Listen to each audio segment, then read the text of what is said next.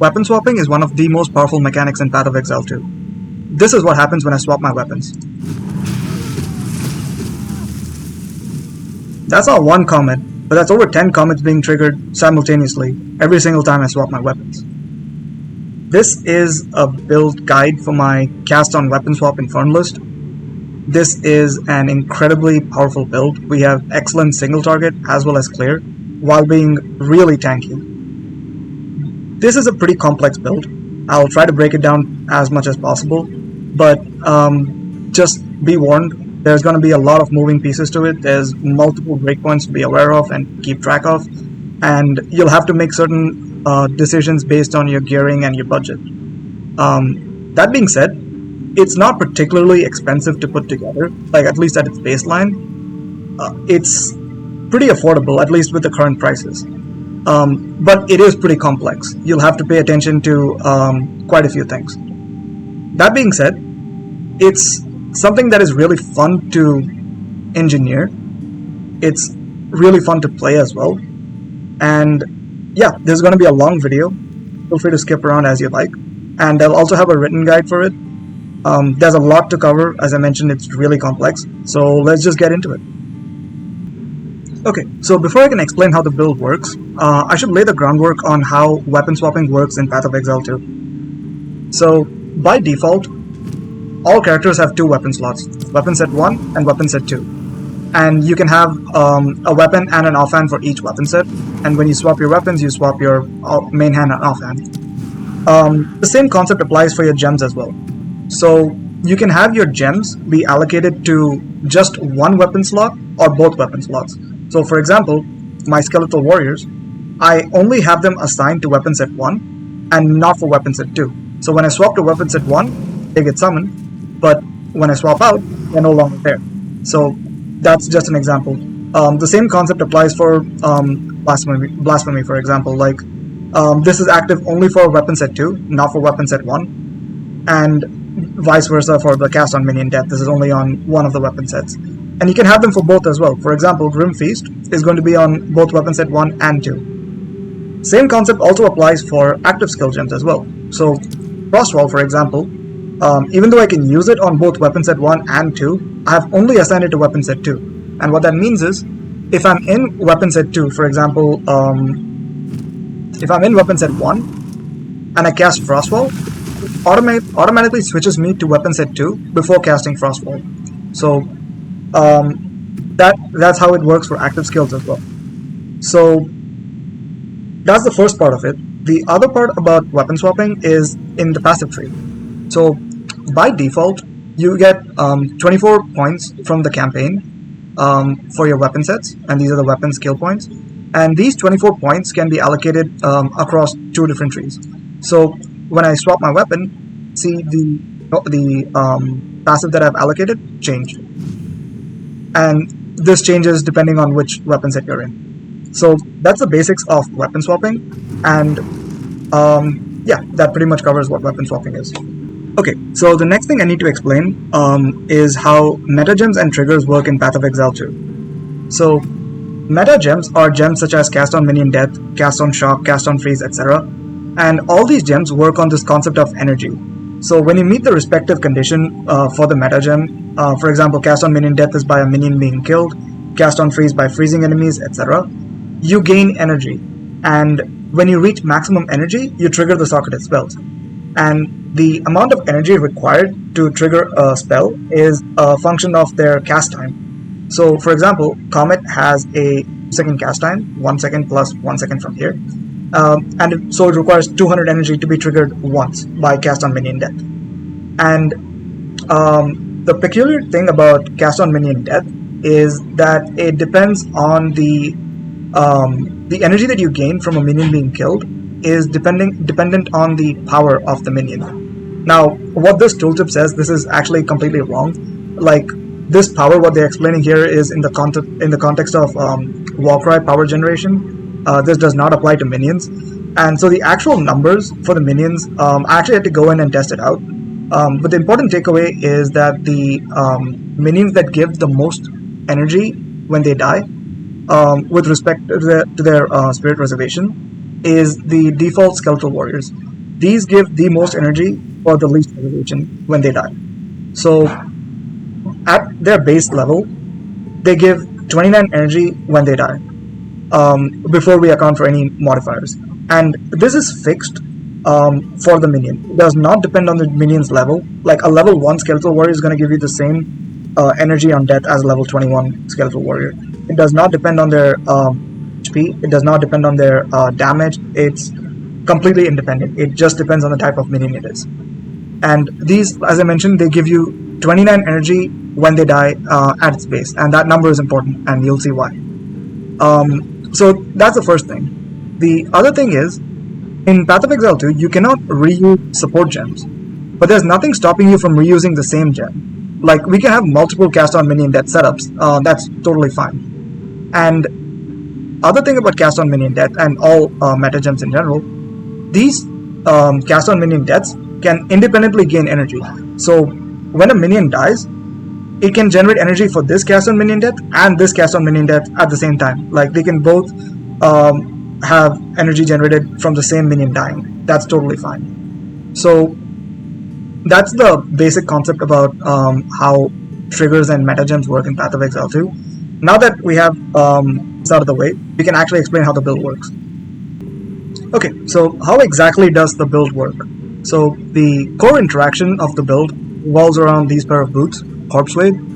Now, these boots grant a skill called Decompose, which consumes a nearby corpse and creates a cloud of poisonous gas nearby.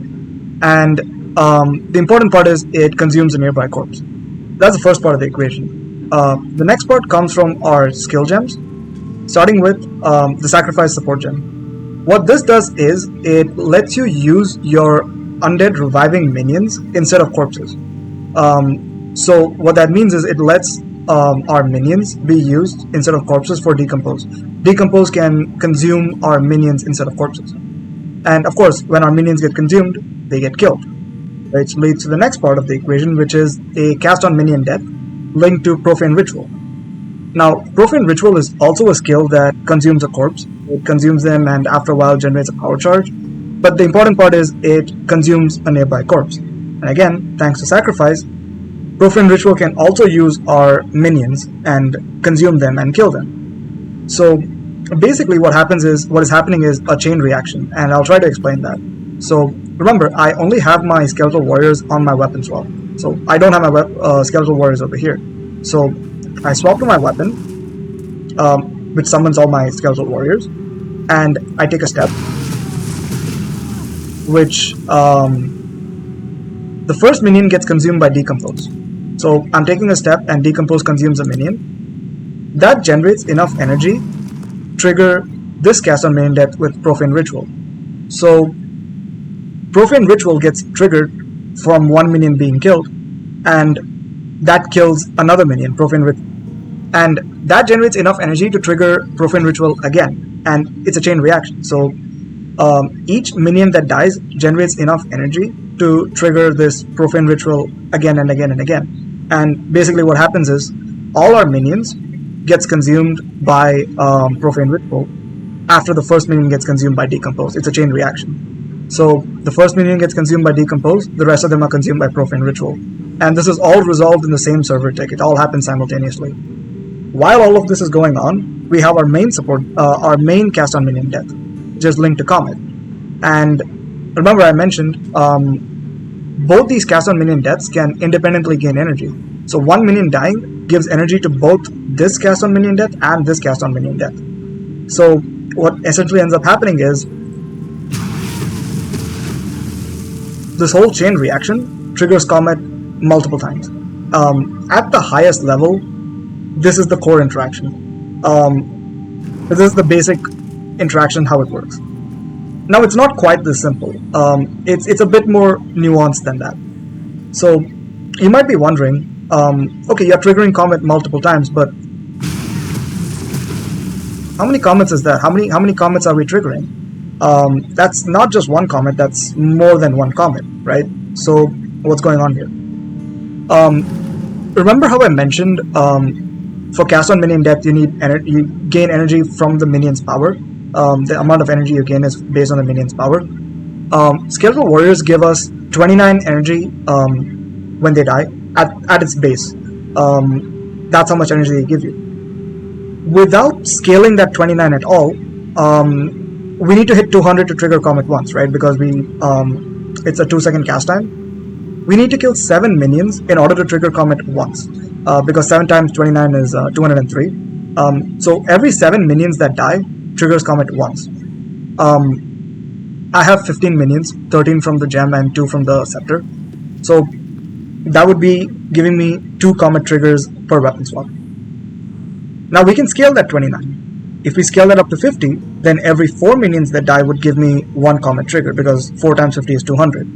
If we scale that up to 67, then every 3 minions that die gives us 1 trigger. If we scale that all the way up to 100, something very special happens. It's a very important breakpoint, because there exists a stat in the game called chance to refund half of the energy cost for meta gems. So we have 35% from here and 25% from the tree. So that's 60% chance for any triggered skill to refund half of the energy. So what that means is we need 200 energy to trigger Comet once, right? What ends up happening is 60% of the time you get back 100 energy. And then to trigger Comet the next time, we only need to kill 1 additional minion, because each minion is giving us 100 energy. So what ends up happening is it ends up causing this, I wouldn't say a loop, but you get much more triggers than just having a simple, without having the refund thing. It's a probability thing. It's quite complex, and I'll explain that. So what ends up happening is you get a lot of triggers compared to just having standard like 15 by 2 7 triggers. And how many triggers is that exactly? So I wrote a short Python script to simulate the number of triggers, and here you can see what that looks like. As you can see, I'm just showing for 15 minions because that's how many minions I have. It follows a roughly normal distribution. I'm getting around 10.2 triggers on average, and as you can see on the other graph, it scales linearly with the number of minions. So the more minions you have, the more triggers you have. I think you get like roughly around 0.65 or 0.7 extra triggers per minion. If you didn't have this refund thing, you would only get around 0.5 extra triggers, because you need 2 minions to trigger once, right, without the whole refund thing. And hitting that 100 breakpoint is very, very powerful. That's what enables this whole kind of setup. And how do we exactly hit 100 energy? Because remember, we have 29 base energy from the minion. We need to scale that all the way up to 100. And do that using this stat over here. Meta skills gain 8% increased energy. This is a stat we get on the tree as well. Get around, I think 55% from the tree. And the rest of it comes from gem. So cast on minion death itself has these energy gains. We get 10% from a level 8 and 20% from quality. And the rest of it comes from jewels. We have a lot of jewel sockets. I think we have like 11 or 12 in this setup. And these jewel sockets can roll meta skills gain increased energy, and it rolls from 5 to 15. So on average, like I have around 13 to like 12 to 13% per jewel, and I think I have like 8 or 9 jewels with this stat. And the golden number we need is 244%. That's the number you want to hit. To scale that 29 to 100, you need to hit 244% of meta skills gain X% increase energy. So that's the important thing. Make sure you hit that number, 144%. There is also a support gem called Impetus that gives us 40% increased energy. You can use it if you're like still struggling to meet the requirement, but it sucks because that 40% is additive with all the other sources, and you're giving up a whole support gem socket for it, so it's not worth it. And we have more than enough. I'm not using that stat on all my jewels because I have more jewel sockets than I need. So that's the important thing. Make sure you hit that 244% in order to hit that 100 energy breakpoint. That is very important. Even if the energy is at 243%, it's not good enough. You need 244%. So that's the first important breakpoint you need to know. Okay, that's all well and good, but this triggering these many number of commits and skills, that causes a whole new set of problems, which is mana cost. Like, look at my comet, like that cost me this much mana. How are we actually triggering comet times? How do we sustain the mana for that? And I will talk about that in the next section, and we'll talk about mana breakpoints. Okay, so we've seen the core interaction of the build. We've seen how we can trigger comet like 10 plus times on average. But how do we actually sustain the mana cost to cast comet these many number of times? Because look at it, this is the mana cost for my comet, and we're triggering 10 comets on average. And not to mention, we also have Profane Ritual. Even though I'm running it at the lowest level, it's still being triggered around 14 times per weapon swap. So how do we actually sustain the mana cost to trigger these many number of skills? This is where Infernalist comes into the picture. Infernalist, through her Ascendancy, gets this Ascendancy called Pyromantic Pact, and this changes the way mana works. So this replaces mana with this thing called Infernal Flame, and instead of spending mana to cast a skill, in Infernal Flame to cast a skill. And when you hit maximum Infernal Flame, like when you hit the maximum, you take self damage equal to your life plus energy shield. And you lose all of that Infernal Flame once you take that self damage. It goes back to 0, and then you can do it again. So that's what Pyromantic Pact, that's how it works. And this basically converts our mana generation problem into a damage mitigation problem. And the self damage we take, it's fire damage. So that's the first part about dealing with the self damage. It's fire damage, so we can scale maximum fire resistance to significantly reduce the incoming self damage. We take 90% maximum fire resistance. We need 90%, and that helps us a lot with dealing with the self damage. But there are two other really important things to deal with the self damage. The first thing to consider is that the incoming self damage, it's not fixed. It is dependent on your life plus energy shield. So on our weapon swap, if we have a low energy shield, that basically reduces the magnitude of incoming self damage, because if we have a low energy shield, then the sum of life plus energy shield is going to be lower, self damage is going to be lower. The second part is, and this has nothing to do with Infernalist, this is just a general Path of Exile mechanic, and that is to do with energy shield. Basically, the proportion of energy shield that you're at is going to be fixed regardless of what your maximum energy shield is.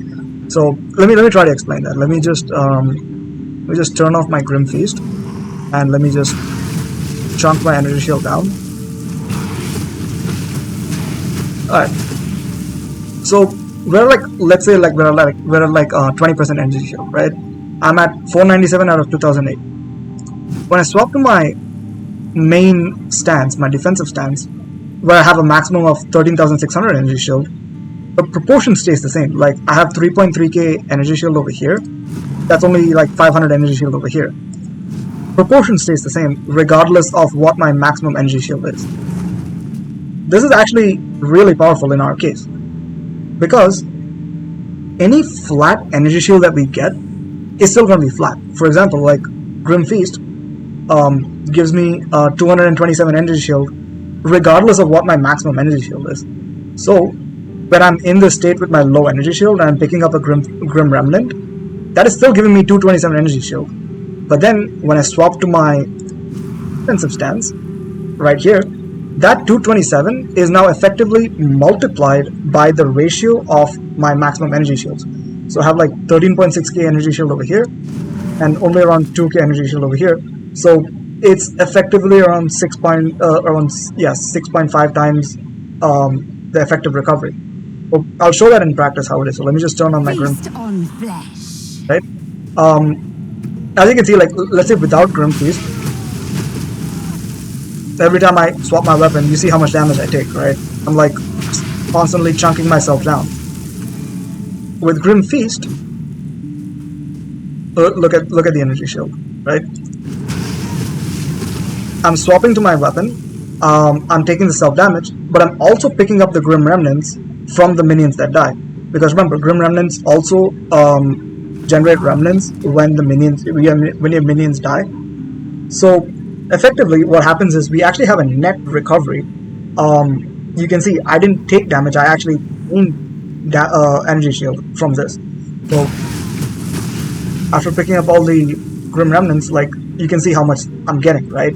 And then when I swap back, that's effectively a significant chunk of energy shield back. Like it's very efficient what we're doing here. We're effectively we're not just taking self damage, we're actually recovering from weapon swapping.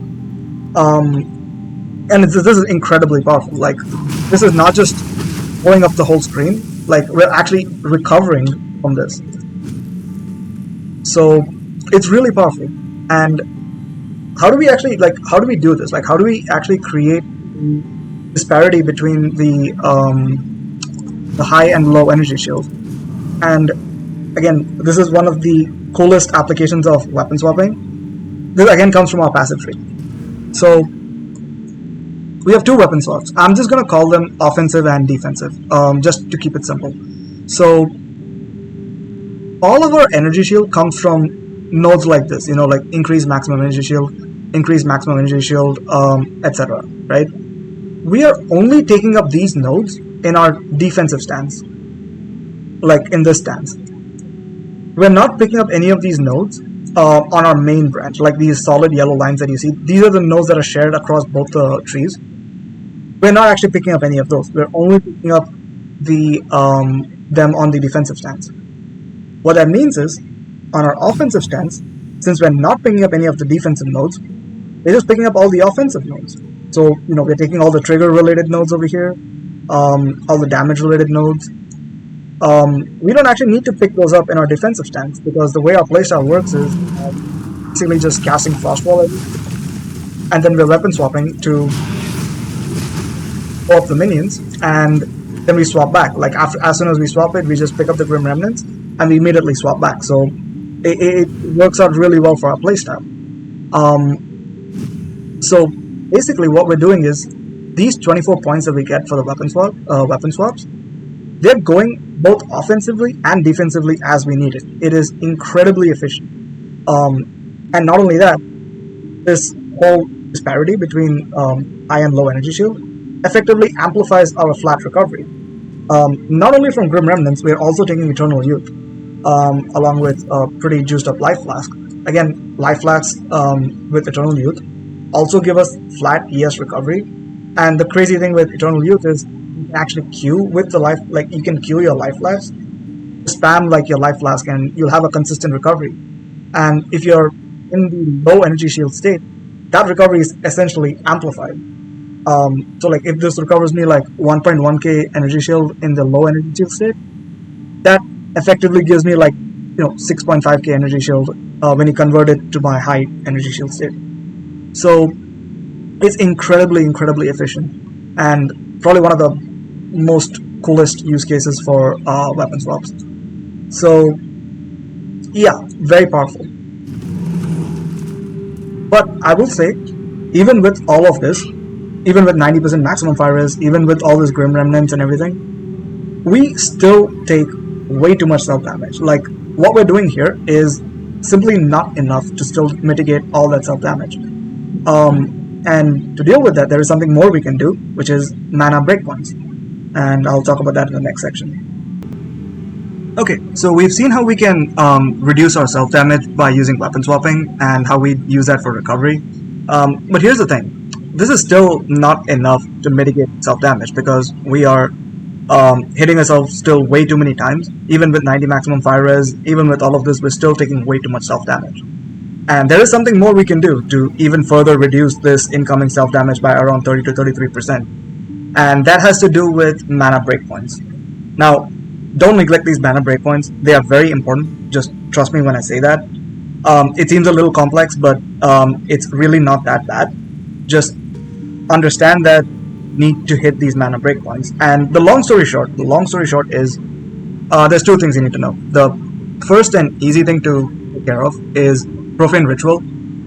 Make sure that you have it linked to life tab. You do not want your Profane Ritual to be contributing to the Infernal Flame buildup. And run it at its lowest level, which is going to be level 7. It doesn't matter which level Profane Ritual you're running, just run it at the lowest level for the lowest mana cost. You could also run Inspiration to even further reduce the mana cost. And the life cost for Profane Ritual is pretty easy to sustain, just with a little bit of recoup. So when we take the self-damage, we can recoup that as life. And since this damage is going to our energy shield, the recoup just goes to the life, and that takes care of the mana cost, or the life cost. And I just have a bit of recoup from some jewels, right here. And I also have a bit of recoup from my amulet. It really doesn't matter where you get the recoup from, just get as much as you can. There's no hard number to hit. The more recoup, the better it is. And even if you don't have enough recoup, we have Eternal Youth, which gives life recharge, and that takes care of it. But that's the important thing. You don't want your Profane Ritual to mana cost. The next more important thing is to do with Comet. So in your offensive stance, with the minions where you're actually triggering the spell, make sure that you have enough Infernal Flame that is at least 3 times the mana cost. That is, I have 325 as my mana cost. The only support gem that has a multiplier is Spell Echo at 1.5. None of my other supports have a mana cost multiplier. So 325 times 1.5, that comes to 487.5 times 3, which is 1462.5. I've done the math before, that's why I know the numbers. But my Infernal Flame is 1472, which is above the threshold. Like 1462 is the actual 3 times the cost. I have above that threshold. And it's very important that you meet that threshold. 3 times the total mana cost of Comet and its support gems. Just trust me when I say this, it is very important that you meet these thresholds. Don't trust me on this, here's the math. Here's how it actually works. So the way Profane Ritual works is, you take self-damage when you hit the maximum Infernal Flame, and then you reset back to 0. Let's look at 2 scenarios. In one scenario that I meet the threshold, that I'm like above, I'm like at 1472, and the other threshold where I'm below the 3 times the mana cost. Let's say I'm at 1450, for example. Let's look at the case where I don't meet the threshold. I trigger Comet once, I go roughly around here, like around 33%. I trigger Comet the second time, I'm here, like I'm above 66%, I'm at 67% for example. The third time I trigger Comet, I hit maximum Infernal Flame, and I trigger the self-damage, because I don't meet the threshold. And then the 4th trigger I go here, 5th trigger I go here, 6th trigger again I hit the maximum Infernal Flame, I take the self-damage.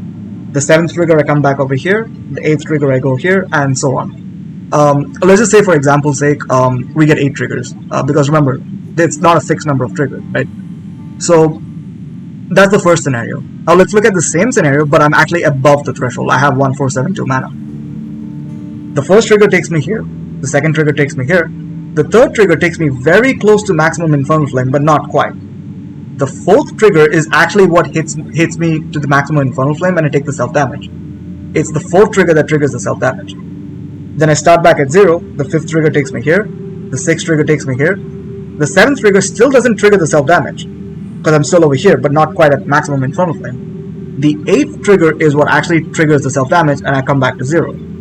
So essentially, if you understand what's going on, we have essentially made every 4th trigger to be free. And this is insanely powerful, and I'll explain exactly the numbers about how that works. So this graph shows roughly the amount of damage that you take, given one is where you meet the threshold, one is where you don't meet the threshold. Don't worry about the 800 heat and 900 heat, that's like from an earlier draft of the video. Just know that one is above the threshold, one is below the threshold. As you can see, at 7 triggers, I'm actually taking, I take 1 less hit if I meet the threshold, versus if I don't meet the threshold.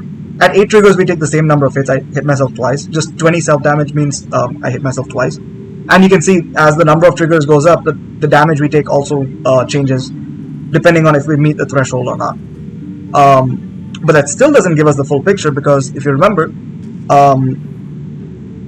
the damage that we take kind of follows a normal, the number of triggers we get is kind of a normal distribution, it's not fixed. and we take varying amounts of damage at each number of triggers, right?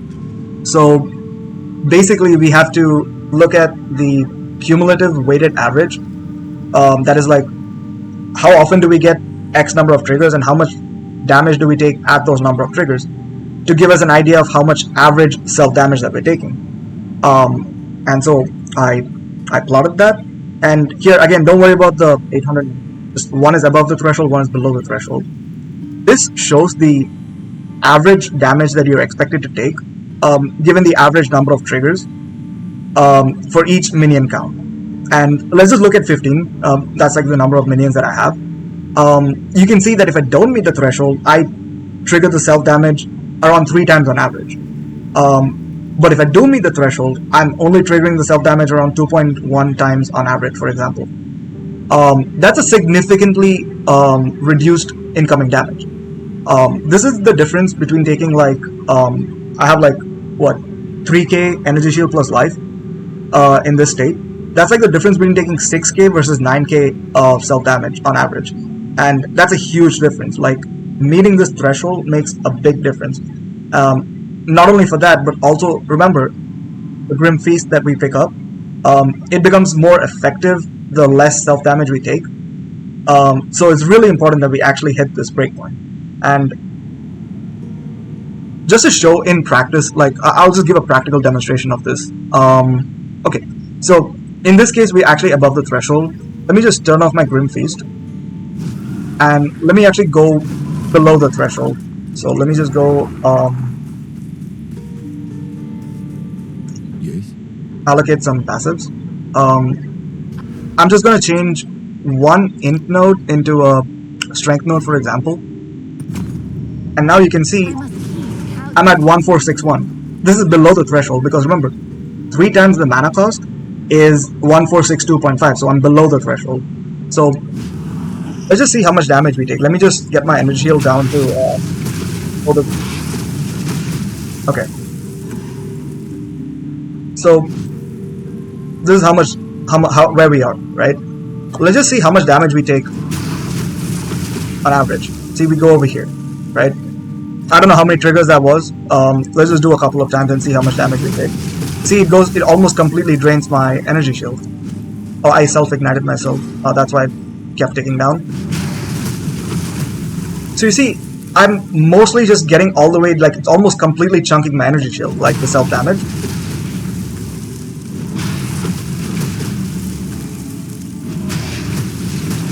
Depending on the number of triggers I get. Well, technically I should wait for my Infernal Flame to completely drop down, but you get the idea. Let's go back to actually meeting the threshold. What is it? Let me change that back to intelligence. I'm back to meeting the threshold, and let's just see how different the damage is. Right?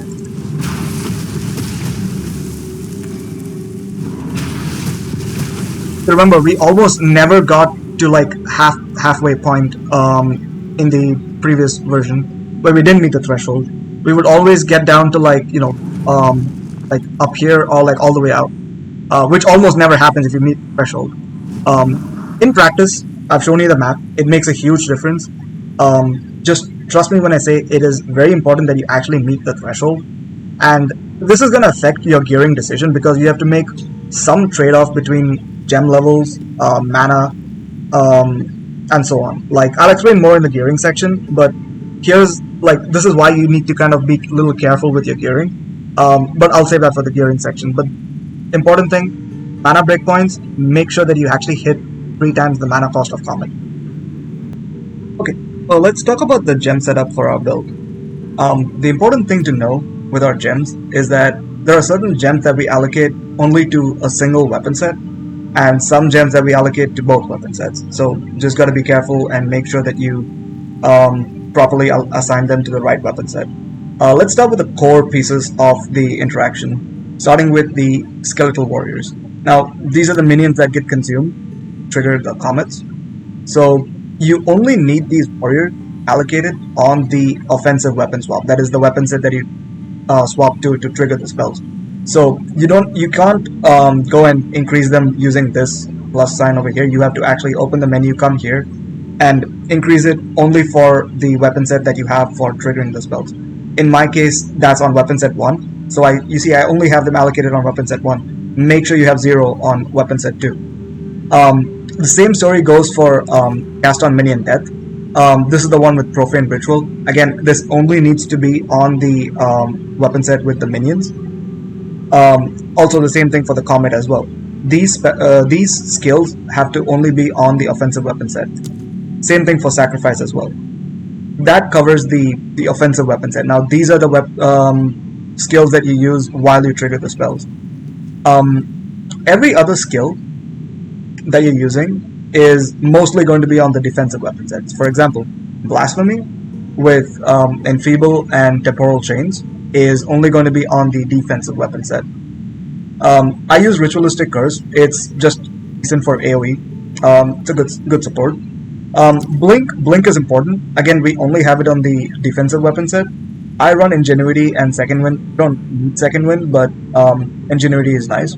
And Blink is important because a lot of times you'll get stuck between mobs and between frost walls, and you need to find a safe spot to weapon swap before you can actually trigger the spells, because you need to take a step for the Decompose to be triggered. So you want to make some space between enemies, and sometimes you get trapped by your own frost walls. Blink is important to give you that extra mobility. Arctic Armor, this is not mandatory, and in fact you actually probably won't have a skill gem slot to fit this in. I'm running an unset ring, which is why I'm able to fit in Arctic Armor. It's not mandatory, but it's really nice. It's a good quality of life, especially with Bludgeon, because it knocks back enemies when they hit you. Sometimes when you get surrounded by enemies, it does some damage. I'm using Glaciation as well for some freeze, and Bludgeon for knockback. It's pretty good. Cold Mastery is, it's a freebie. Doesn't increase the mana cost or anything. Grim Feast is important, is critical, and we need this for both weapon sets, not just for weapon set 1 and 2. We need this on both the offensive and the defensive setup. It's very important. Charge Infusion. Now, this is again something we use on both the weapon sets, and the important thing about Charge Infusion is it gives you bonuses for having power charges and endurance charges. Those are the two charges that we generate. That's why we're running Profane Ritual actually instead of something like Detonate Dead, because Profane Ritual gives us power charges, which in turn gives us more crit chance from Charge Infusion. And that's really powerful for Comet because crit is one of our biggest scalers. So it's really powerful. It's strictly speaking not mandatory, but it's really good. As for endurance charges, we actually have a method of generating endurance charges, and that actually comes from our Decompose links. So we're running Deadly Poison plus Comorbidity. Even without any poison investment, this still does some pretty decent damage with both Deadly Poison and the next two parts are Corrosion, which lets this poison actually break armor, and it's really powerful. Even though it says that it supports a skill that hits enemies, but the Poison Cloud does not hit enemies. But there's an explosion component of Decompose from the skill, so it still works, even though the Poison Gas Cloud is not actually hitting the enemy. So you can still break armor with that Poison Cloud. And then we have Break Endurance, which has a 20% chance to give an endurance charge when we fully break enemy armor using Decompose. Now, it's not the most reliable thing, mostly because you kill all the enemies before they have a chance to die from the Poison Cloud. But once in a while, you get an endurance charge here and there. It's just a nice little bonus. And the benefit is pretty powerful because 13% more defenses, and of course, Energy Shield counts as defenses, so it's 13% more Energy Shield, which is really powerful. Even if it's not reliable, it's a good benefit, and the opportunity cost is really not that high because already have Decompose anyway, so might as well take it. So those are the gem links. Now I'll talk about Skeletal Warrior. The important thing is to hit level 21 because that's a breakpoint to get 19 Spirit Reservation. So I do that by using a level 19 gem along with Minion Mastery and Physical Mastery to bump it to level 21. And Meat Shield is something I was running from before it needed. Okay, so Frostwall. the way your playstyle is going to work is you're mostly going to be casting Frostwall to keep out enemies and finding a safe spot to weapon swap. So just anything that lets you keep enemies away is good. So it's up to you what support you use. It's really pretty flexible. I run Arcane Tempo, Magnified Effect, Deep Freeze, and the only important support I would say is Control Destruction. And the reason for that is you don't want Frostwall to crit, because remember we take Grinning Immolation from our Ascendancy, which ignites us when we deal a critical hit. And the thing is, with Frostwall, you're mostly using this in your defensive stance. You're only using this in your defensive stance. So Ignite is going to be based off your higher energy shield, which is bad, because when you weapon swap back, the higher magnitude Ignite is going to rapidly drain your lower energy shield. Because we only have 1.3k energy shield, but then the Ignite is going to be based off 12k energy shield. So just make sure you run Control Destruction on your Frostwall. And the other really important thing with Frostwall, even though you can run it on weapon set 1 and 2, make sure that you have it only on your defensive setup. And the reason for that is, when you see you swap your weapon, you blow up the screen, and you don't know which stance you're in. You don't know if you're in the high energy shield or low energy shield. If I cast Frostwall, it automatically swaps me to my defensive stance and only then casts Frostwall. So it's like a guaranteed way to get back into your defensive stance always. So really powerful. Don't run it on both weapon set 1 and let's talk about the gem links for Profane Ritual. Again, as I mentioned, life tap inspiration, very important for Profane Ritual. Run Profane Ritual at its lowest level. And I use Overabundance. It's really not needed. It's just for 50% less kill effect duration. So you get the power charges a bit faster, but really it's not needed. And one important thing I'll say over here, get a high level cast on minion death, like at least try level 18. And don't forget to quality it, because quality gives us increased energy gain. And if you remember, we need to hit, for Comet, we need to hit 244% increased energy gain. So you need to quality up your cast on minion deaths. Speaking of the cast on minion death for Comet, of course, run Comet. Run it as high of a level as possible. I have a level 21 gem plus some global modifiers. This is the part where you kind of have to make a trade-off between gem levels and mana. So be careful, just make sure that you're hitting the mana threshold, what I talked about in the mana breakpoints. Spell Echo is the best support gem for Comet, so you always want to run that. So even though it has a 1.5 cost multiplier, it's just the best support gem for it. I run Spell Cascade here for clear, but for bossing I swap it out for concentrated effect. So yeah, Spell Cascade is really good for clear. Leverage is a decent support gem. I'm actually not sure how good this is.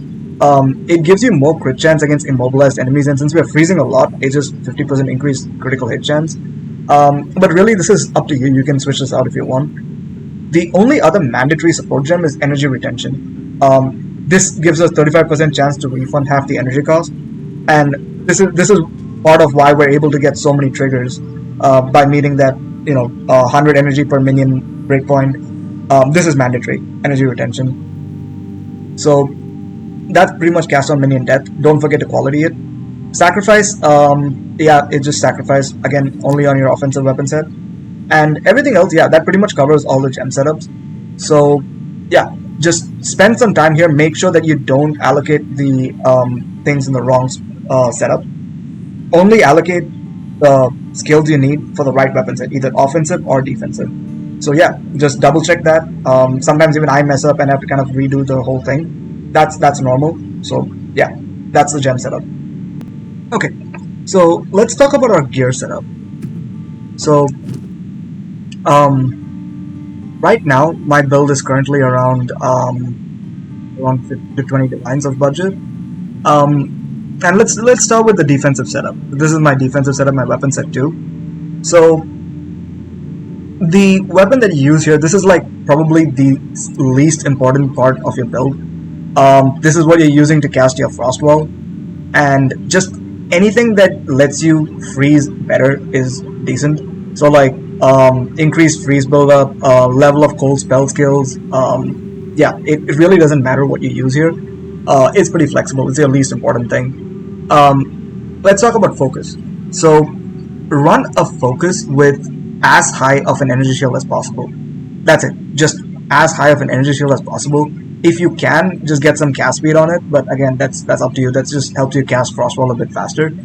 My only recommendation here is do not use your focus to cap your resistances, because when you weapon swap, you still want to be able to resistance cap. So just don't rely on this to cap your resistances. That's my only suggestion. Let's talk about body armor. We're an ES based build, so just anything like with a high energy shield is good. Get as high of an energy shield as possible. The only mandatory stat I would say is Spirit, because Spirit is the single most important stat for us. More Spirit means more minions, which means more triggers, which means more damage. But it also means more Grim Remnants will drop when they die, so it's also more recovery. So Spirit is really, really important. That's what also lets us run all of our defensive support gems on our defensive setup. So more Spirit is more damage and more defenses and more recovery, so it's very important. Let's talk about rings. Rings are just use it to cap your resistances. Try to get mana on this, so that you can actually reach your mana breakpoints. But just life, mana. Life is good because it gives us some more Spirit from our Ascendancy. But yeah, really just resistances and mana and life. I'm running an unset ring in order to squeeze in Arctic Armor, because you actually don't have enough support gems otherwise. Again, the same story besides that, just mana and resistances, and if possible, life. But really, not much else besides that. Again, if you can't do a... sorry about that. If you can't squeeze in the resistances and you want to run a normal resistance ring, that's fine, you can drop Arctic Armor. Amulet, okay. So, Amulet, the important thing is again Spirit, also mana to hit your mana breakpoints. And this is the part where the level of spell skills kind of comes into the picture. Because remember, the higher level of spell skills you get, the more mana you need to squeeze in. So, you kind of have to make a trade-off. Like, maybe getting +3 might not be the most efficient thing, because then you need to get much more mana to be able to hit the mana breakpoints.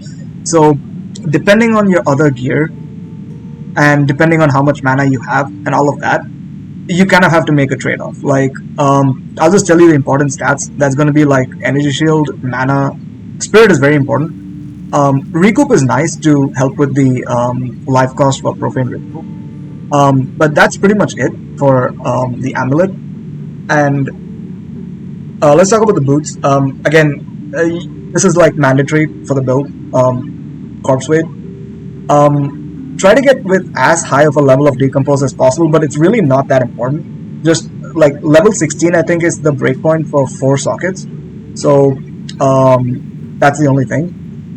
Probably the best corruption is going to be movement speed, because we only have 10% movement speed by default. So any bonus to that is good. And of course, you can use the rune sockets to cap your resistances. So that's that. Gloves, again, just life, mana, resistances. That's it. Very straightforward. Nothing special here. Let's talk about the belt. We're actually using this unique belt, Coward's Legacy, which makes us count as low life while at 75% of maximum life or below. And since we're reserving 25% of our life from our Ascendancy, we're always considered to be low life. And this is really powerful because it enables Pain Attunement from our tree for 30% more critical damage bonus. And that's really powerful. That's not the only advantage, because we're also running a Life Flask with the 85% more recovery if used while on low life. That's a pretty powerful mod that rolls on flasks, and this is basically just 85% more recovery. And because we are taking Eternal Youth, this life recovery from the flask applies to our energy shield. And remember, the recovery from this flask, it's a flat recovery. So in our low energy shield state, whatever recovery from this flask is there, it is basically amplified when you swap back to your defensive stance. So yeah, it's just really powerful. Even though like we're not relying on Eternal Youth or like a backup like defensive recovery solution, it's still really powerful. It's really nice to have. So that's our flask. So this pretty much covers our defensive setup. Let's look at the offensive setup. Okay, this is where you're actually triggering all the spells. The main weapon, it's going to be, you should use a Rattling Scepter base for the 2 extra minions. That's 2 extra minions for the triggers. The only stat that matters here is going to be Spirit. Just as high of a Spirit as possible. Because again, as I mentioned, more Spirit means more minions. More minions means more triggers, which means more damage. So just as much Spirit as possible. If possible, maybe get increase some mana and intelligence. It'll help you hit the mana breakpoint for the mana breakpoint. That's the only bonus that's nice to have. As for the offhand, this is a pretty obvious choice. Threaded Light is insanely powerful. I have a corrupted version that gives me 14% increased spell damage for 10 Spirit. I can go all the way up to 15, but that's quite expensive. And these are pretty cheap. You don't need the 14%. And we have like 487 Spirit. That's like 14 times. I don't know what the math is. It's a lot of damage. It's like 700% increased damage, like roughly. That's insane. Like 700% increased damage just like that. It's really powerful. And I'm actually using a Soul Core to for +1 max fire res. This is what actually helps me cap my fire res. So yeah, it's really powerful. And yeah, that's the offensive weapon setup. Just get as high of a Spirit as possible on a Rattling Scepter base. So, oh yeah, I haven't talked about the helmet. We're an ES based build again, so just Energy Shield, Mana, Resistances, same story as the other gear. Pretty straightforward, just as high of an Energy Shield as possible. And cap your Resistances, make sure you hit the Mana breakpoint, and yeah, that's pretty much the gear. Okay, so let's talk about the passive tree. Now, the passive tree might seem a little complex, and the thing with the passive tree is it's not something you can just blindly copy paste what I'm doing. Precisely because there are so many decisions you'll have to make based on your gear, mostly for dealing with the mana breakpoints. That's kind of what will be driving certain small decisions. But the core of the tree you can pretty much copy. I think rather than telling you exactly what to do, I'll give you my philosophy on how to build your tree and just kind of follow these the same kind of thinking to build your tree. So remember, we have 2 weapon sets, right? We have an offensive and a defensive weapon set. And we have a main branch that kind of goes over the tree. So these thick yellow lines you see here, that's your main branch. And the way you should be thinking is, the only nodes you want to take on your main branch are going to be nodes that help both the offensive and defensive stance. And that's actually just a few nodes, it's not that many nodes. On your main branch, you intentionally do not want to pick up any sources of increased energy shield. Do not pick that up, because you do not want your offensive stance to have any sources of increased energy shield as much as possible. So that's kind of like the logic for building this. So you can see I'm like pathing next to them the shield nodes, but I'm not actually picking them up on my main branch. So let's just see how the tree goes. Like the pathing all the way around the tree, pick up all the jewel sockets, but coming all the way down here is very important. Get the maximum fire resistance from this node Unnatural Resilient. And I think I forgot to mention this in the gearing section, but you want to try to hit 120 maximum fire res, like the uncapped fire res, because hitting 120% gives you an additional 2% maximum fire resistance, and that helps you cap. You want to hit 90% fire resistance, like that is mandatory. 89 is not good enough, you need 90%. So we path all the way down here. I'll talk about the jewels separately. And this other node is also really important. and the nodes leading up for more maximum fire resistance. Pain attunement, as I mentioned, it's really good, more crit. And on the main branch, you actually want to pick up these nodes. Increased energy shield from equipped focus. The reason for that is a lot of our energy shield scaling actually comes from our focus on our weapon set. From our defensive weapon set, like a lot of our energy shield scaling comes from this focus over here. So we can pick that up safely on the main branch without increasing the energy shield on the offensive stance, because Red and Light actually has a very low energy shield, so it doesn't benefit as much from these nodes. So it's safe to pick it up. Only the defensive stance is going to benefit. Same story goes for this node as well. And otherwise, we're just pathing along the tree, just pathing along the important nodes that we need. I guess I'm picking up these two nodes as well to on the main branch, because it helps both the offensive and defensive stance. But again, it's 5 nodes. You can actually swap them out and put them only on your offensive stance if you need. But yeah, that pretty much covers the main branch. And let him reopen. Okay, so let's start with the defensive stance. So that's all these green nodes you see over here. I'm picking up only all the increased maximum energy shield. So on the defensive stance, just pick up all the increased source of increased shield. Just pathing along all of them. Just pick all of them up as much as you can. Even these nodes over here, like, you would be very tempted to pick up the +1 max all res on the main branch to help you hit the 90 maximum fire res, but trust me, it's not worth it. I was running this before, like on the main setup, and still picking up the increased energy shield. But the problem with that is it increases our energy shield for the defense a lot. And thing is, even a slight increase in the offensive stance energy shield, it makes the ratio between defensive and offensive energy shield a lot less. So it basically makes the effective recovery from all the flat recovery from Grim Remnants much weaker. So I've just done the math before, for my setup, these 3 nodes, if I take it on the main branch, the ratio between my high and low energy shield is only around 5.7. But if I don't pick these nodes up on the main branch, that is the offensive stance as well, the ratio is around 9 times. So yeah, I hope that makes sense. Just don't pick up any source of increased energy shield on the main branch. What else? Oh yeah, these nodes are pretty nice too. This node actually gives a lot of energy shield, which is why it's important to get a high energy shield body armor.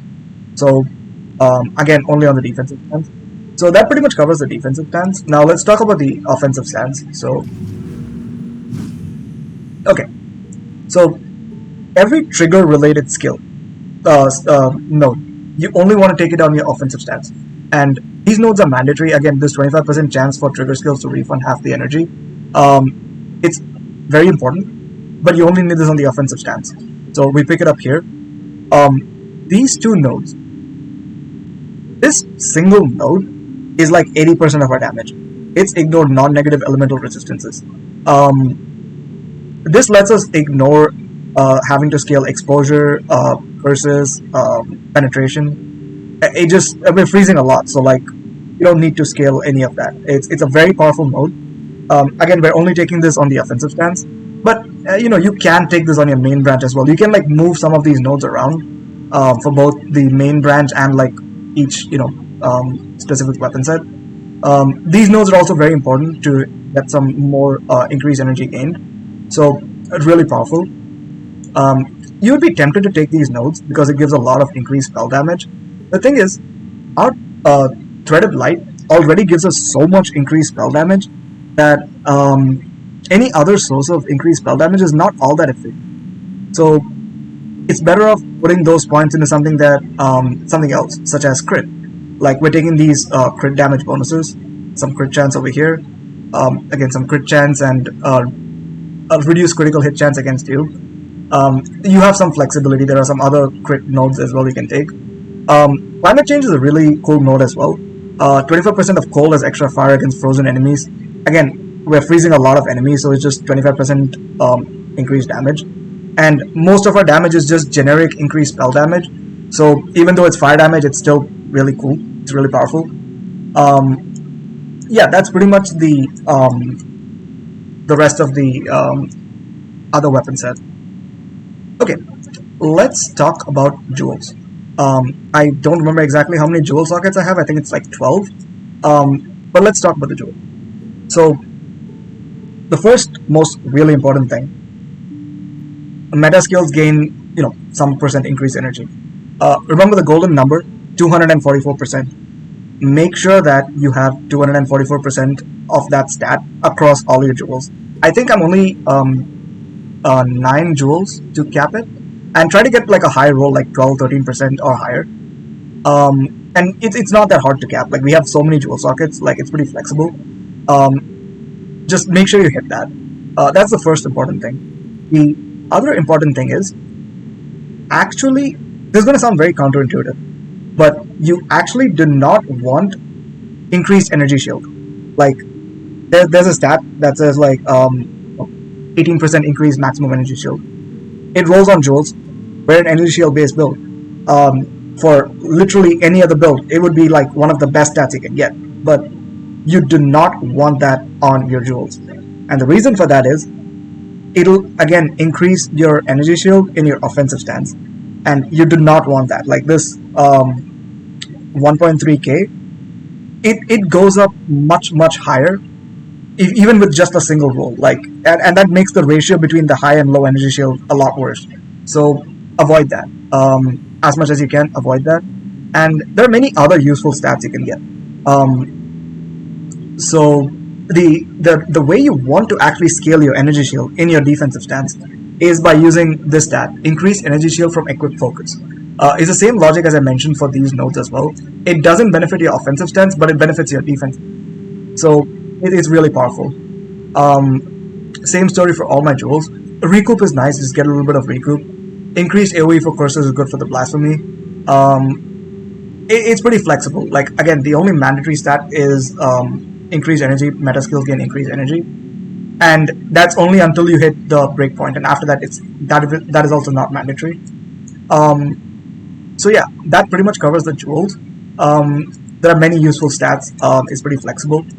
The only other thing I want to add is I'm running one extra jewel for +2 max fire res, and weapon swap speed it's okay. I actually don't know how much it helps, but make sure that you cap your maximum fire resistance to 90%. Like, if you have to drop like another like blue jewel and you're already hitting the breakpoint for some jewels to cap your fire resistance.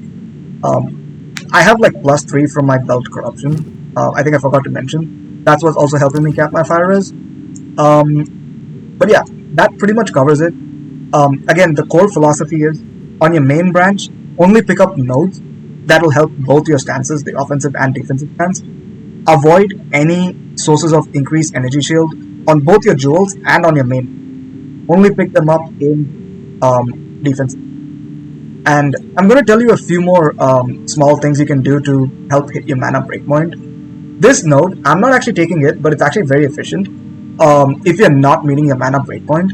And again, you only need to pick this up on your offensive stance, because your maximum mana in your defensive stance doesn't matter. But in your offensive stance, if you're struggling to meet the mana breakpoint, you can pick this up. This node is pretty nice as well. Again, some increased mana, energy, shield of life. You have some flexibility there. And your decision making is going to come about based on your mana breakpoints. And if you're like still struggling to meet the mana breakpoint, you can consider dropping Endless Blizzard. This will drop the level of Comet and make the mana maybe a bit easier to handle. So you'll have to make that decision based on your gearing and budget and so on. I guess I can briefly touch upon my Anoint. This is a very cheap Anoint, it's good, but it's not the best Anoint. I think the best Anoint would be Essence of the Mountain. It just gives like damage is extra cold. It's like 5% more damage and some increased freeze buildup. It's not super expensive. It's like a divine, but I'm thinking of like upgrading my amulets, or like I'm not pulling the trigger yet. I can talk about the keystones as well. Eternal Youth, as I mentioned, it's good for the flask. It makes your flask go to energy shield. Whispers of Doom lets me apply a second curse, and that's why we're running Temporal Chains and Blasphemy. Really powerful. And Pain Attunement, as I mentioned, is really good. I think those are all our keystones. And I can talk about the Ascendancy. This is pretty important too. Pyromantic Pact, as I mentioned earlier, this is what solves our mana issue. Really, really important. Altered Flesh is good defensively, because we're scaling max fire res, and so the Cold and Lightning is also kind of effectively having a slightly higher maximum. Fist taken as Chaos. This is important because consider this when gearing, because you actually want to be Chaos Res Cap. Like that's very important, because in Path of Exile 2, Chaos Resistance does double damage to Energy Shield. So 20% of Fist damage actually does double damage to Energy Shield. So make sure you cap your Chaos Res. Like that's very important. And Bedat's Will, it reserves 25% of our life. That's important for hitting the low life breakpoint with our belt, and it gives us extra spirit per 25 maximum life. So if you're just like a few spirits short about you need one spirit to get one extra minion, you can swap around some of the strength, some of the nodes for strength, and if you're like barely below the mana breakpoint, you can swap some nodes for intelligence. So you'll have to do some attribute balancing there, but thankfully that's a lot easier. So yeah, that's pretty much the these nodes over here. Oh yeah, the last Ascendancy, Grinning Immolation. The Ignite is kind of annoying, but then again, you're only dealing a critical damage in the offensive stance, and again, the Ignite is going to be based off the lower energy shield. So if you swap back to the defensive stance pretty quickly, you're still pretty safe, because the Ignite is not going to be that strong. 30% more critical damage bonus is actually multiplicative with the Pain Attunement. So it's not 60% more, it's actually like 1.3 times 1.3, it's like 1.69, like 69% more more critical damage bonus. So it's really powerful. Yeah, that pretty much covers the tree. Spend some time here, like we'll have to do some playing around with the attributes and skill setups. Like I changed my tree a lot, so yeah, that's pretty much the skill tree. Okay, so let's talk about the playstyle of the build. And I think this section, this deserves its own section, because this build has a little bit of a learning curve to playing it, and this plays very differently from any other build you might be used to playing. So I'll just talk about the general playstyle. So the first thing, most of your playstyle is going to be casting Frostwall to keep enemies away, and you kind of want to use the Frostwall to mitigate them, and then you weapon swap, blow up the whole screen. You need to have enough room to take a couple of steps in order to actually blow up the minions, because Decompose requires you to take a step in order to be triggered. And so the important thing is, in case you're getting swarmed by enemies, and I can't move, the worst thing you can do in this spot is to weapon swap, because you're very squishy and you'll basically get instantly killed. So be careful. That's really important. Like if you're stuck in a situation like that, just blink to escape, make some room, and do it. And the other thing to consider is, when you weapon swap, there's like a half a second delay before the comets actually come down and kill the enemies. So can get hit in that brief moment, and you can and probably will die if you take a strong hit during that time. So be very careful. There is a little bit, you have to be a bit cautious when you swap your weapon. Literally every single death I've had, and there have been a few, has been because I've done a bad weapon swap in a unsafe position. So kind of have to account for that.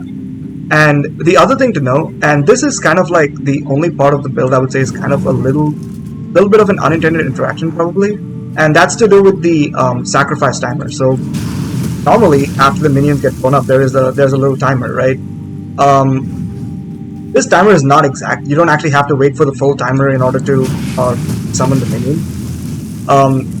In your hideout, you can just spam this like that. But in the maps, it does not work like that. Like somehow the game knows that you're fighting enemies, so it still accounts for the timer, but not the full timer. It seems to be like a hard 3 to 4 seconds before you can respawn the minions. It does not seem to be affected by the sacrifice timer, but there is like a 4 second delay.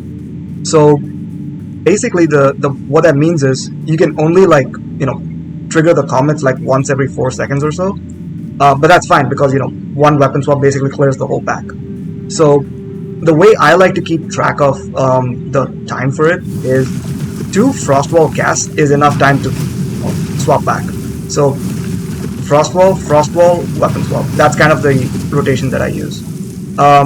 You don't have to do 2 Frostwall casts, but sometimes you do it a bit too soon. You weapon swap to your offensive set, and the minions don't spawn, and you're suddenly like in a scramble, And the other thing to know is, in case you're like kind of in the heat of the battle, you don't know which stance you're in. You don't know if you're like in the offensive stance with the low energy shield, or in your defensive stance.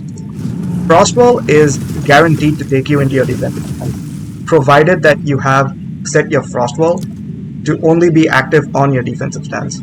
If you've done that, you should be fine. Always just cast Frostwall to escape it. And use Blink to, like if you're getting surrounded by enemies, use Blink to make space, and then weapon swap. So I'm just gonna run a quick map, show you what it looks like. This is it's a little rippy. The script is a little scary, but otherwise a pretty standard map. And yeah, hopefully the performance is gonna be okay, but let's see. Okay. Performance is not great. I'm sorry about that. Okay, it's atrocious. Hopefully it'll settle down in a second. Oh shit.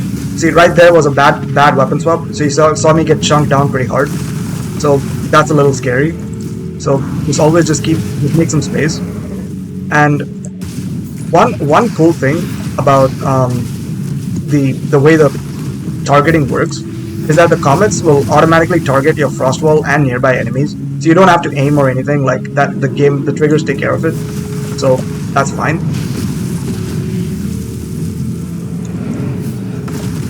The performance is really bad.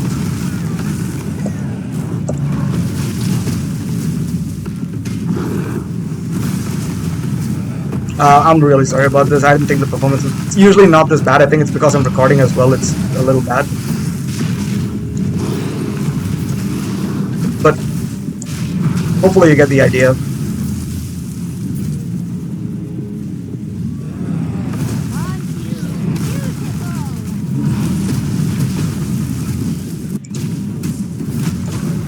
Oh, and don't forget, you can still like, if you're in a sticky spot, you still have your life flask because of Eternal Youth.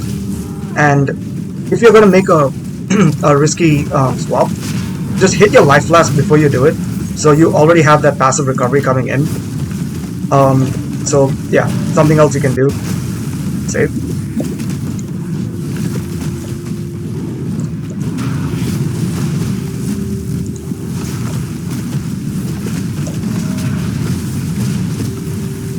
And you kind of want to keep an eye out on your energy shield. Like you want to try to be as close to your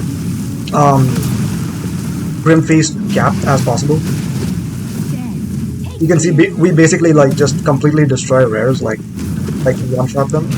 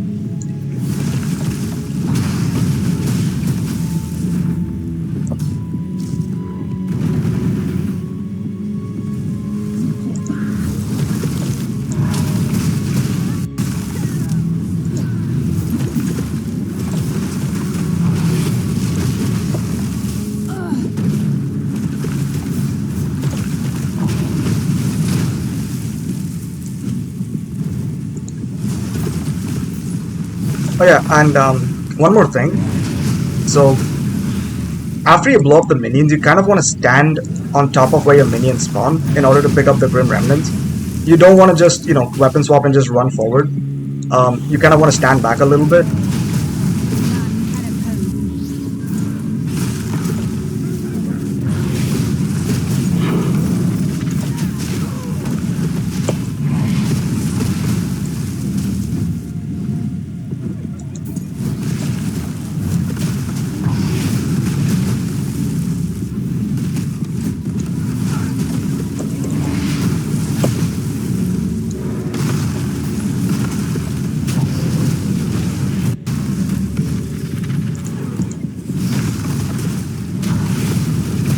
I'm just trying to find the boss.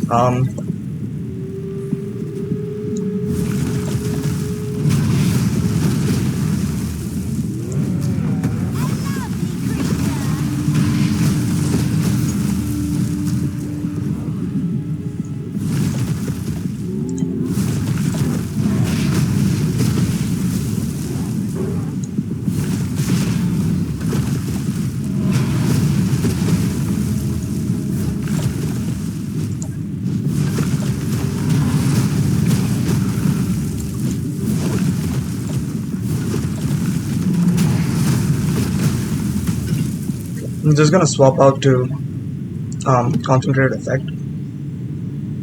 Okay. You don't need to do this. It's just a little bit more damage for single target.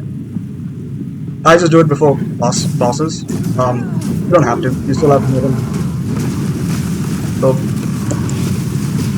well, there's the boss. We kill them pretty fast.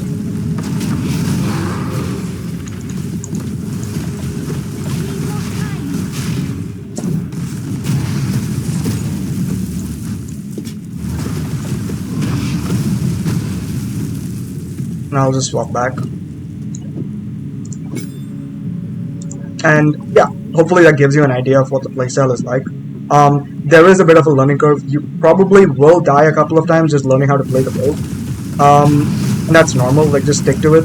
It's really satisfying. Just basically deleting rares and bosses is really satisfying. So yeah, sorry for the bad performance, but hopefully you get the idea of how it plays. And yeah, I'll just finish.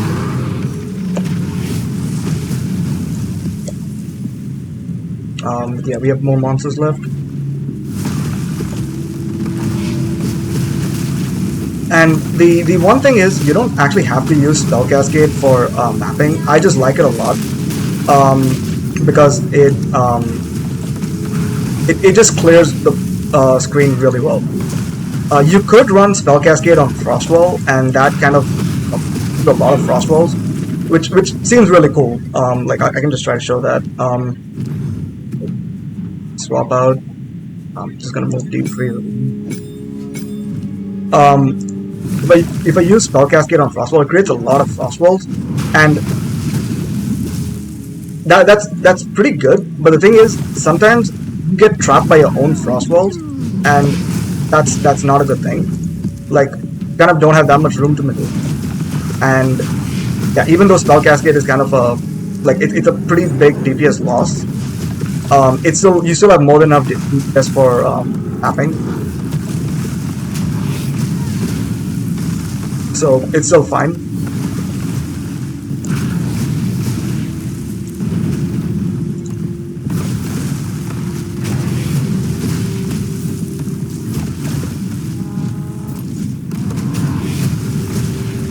And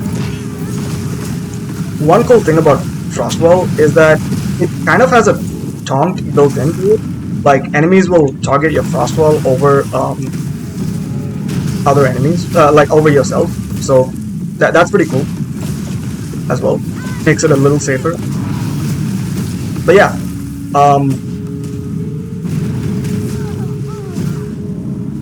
and we have 2 more rares.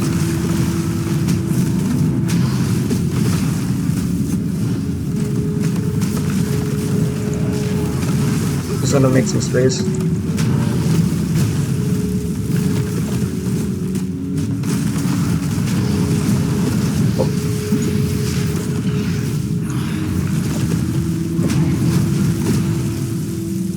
Yeah, sometimes it can get a little dicey.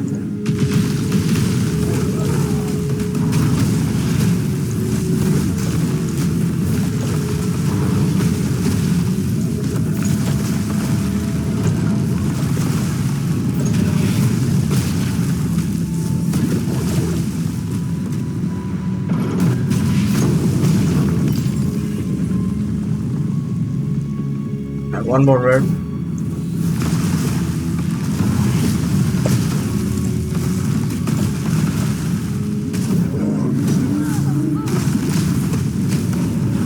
That's a bad swap. That's a bad swap. See, like, I didn't have enough space to move. I nearly died there. So, yeah. Again, I kind of got stuck in my frost walls. That's precisely why I don't like running Spell Cascade on frost wall. Like, you get stuck on your frost walls. Yeah, there is a bit of nuance to playing the build. It's not super simple. Like, you have to think a little bit. You have to be a little careful. Well, that's the map, and yeah, hopefully that gives you an idea of what mapping and bossing looks like on this build. So yeah, if you made it this far into the video, thank you so much for watching. Hope you guys found this build interesting, or at least found the mechanics and interactions in this build pretty interesting, and maybe you could use some of these ideas in your own builds. Even if this build gets changed in the future, we are in early access after all. Putting this build together taught me a lot about the game, and I'm sure I can apply a lot of the ideas from this build to other build concepts as well. Figuring out this build and putting it together, just sitting down, crunching the numbers, figuring out the breakpoints, has all been an absolute blast. Builds like this is why I play Path of Exile. There's really no other game that quite scratches that itch, that offers the same level of complexity and depth, and that's why there'll really never be another fight like Path of Exile. If you guys like this video, feel free to drop a comment, like, and subscribe. I have many more build concepts coming up for both Path of Exile 2 and 1, so if you're interested, feel free to subscribe, and hope you guys try out the build, and it's a blast to play, and have fun. Thank you.